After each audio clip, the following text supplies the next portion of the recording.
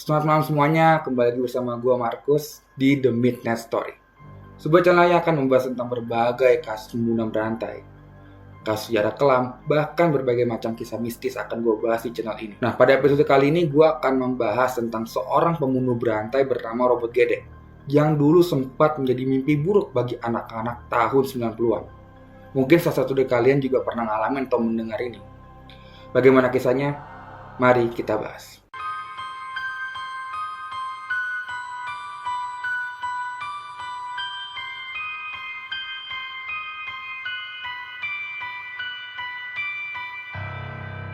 Pada tahun 1996, kota Jakarta sempat menjadi kota yang tidak ramah anak. Pada tahun tersebut diketahui bahwa banyak ditemukan mayat anak-anak tanpa identitas. Hingga muncul berita mengenai penemuan sosok mayat anak kecil dengan kondisi termutilasi di semak-semak di daerah bekas Bandara Kemayoran, yang membuat kota Jakarta semakin menjadi kota yang sangat mencekam. Saking mencekamnya bahkan sampai membuat para orang tua pada waktu itu was-was dan takut jika anaknya keluar rumah. Terutama pada waktu maghrib.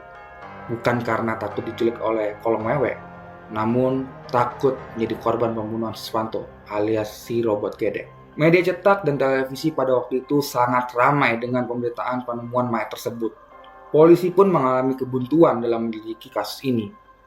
Dan polisi ternyata butuh waktu yang cukup sangat lama hingga akhirnya polisi menyimpulkan bahwa pelakunya bernama Robert. Nah, lalu siapakah si Robert Gedek ini alias Siswanto? Siswanto sendiri merupakan seorang gelandangan di Jakarta yang memiliki postur badan pendek, badannya bungkuk dan juga berjalan dengan pincang. Nama Robert sendiri dipanggil karena dirinya memiliki kelainan yang selalu menggeleng kepalanya, sehingga dirinya pun disebut dengan sebutan Robert Gedek. Tak perlu waktu lama, polisi pun akhirnya melakukan pencarian kepada si Robert Gedek ini.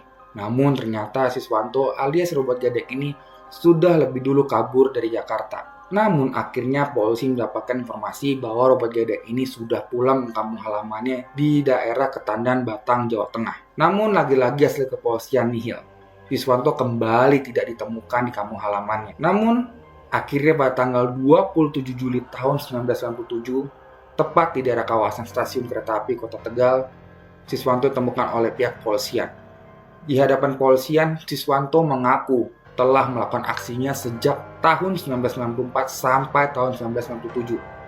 Dan total jumlah korbannya pun berjumlah 12 orang. Yang ternyata semua korbannya adalah anak jalanan. Namun ternyata hanya 8 jasad saja yang berhasil ditemukan oleh pihak kepolisian serta berhasil diidentifikasi. 4 orang di Kemayoran dan sisanya di Pondokopi, Jakarta Timur. Dan kondisi para korban ini pun cukup sangat mengenaskan dan juga beragam. Terdapat bekas siratan di leher, bekas sayatan di bagian perut, dan juga bekas luka tumpul di bagian anus. Siswanto sendiri mengaku dirinya membunuh bukan karena atas dasar dendam, namun atas dasar suka, dan juga untuk memenuhi hasrat membunuhnya semata. Nah, dalam menjalankan aksinya, Siswanto akan terlebih dahulu menyodomi para korbannya, baru menghabisi nyawa para korbannya.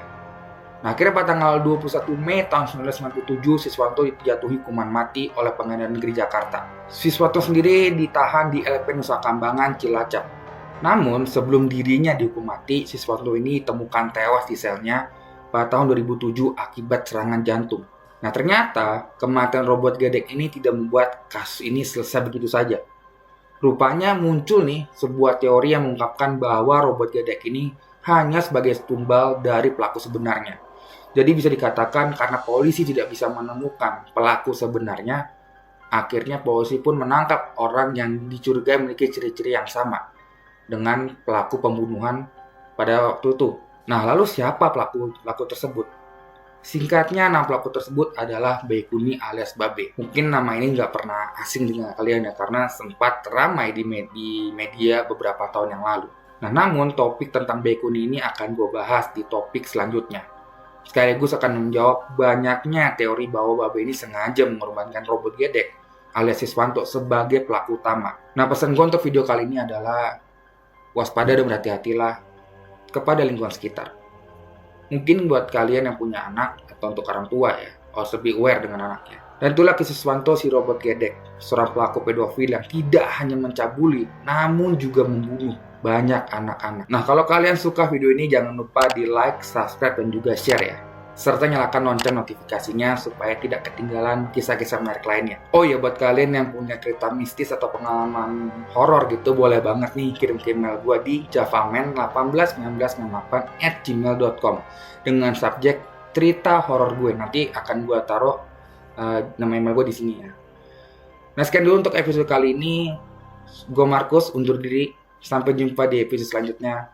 Selamat malam dan sampai jumpa. Bye.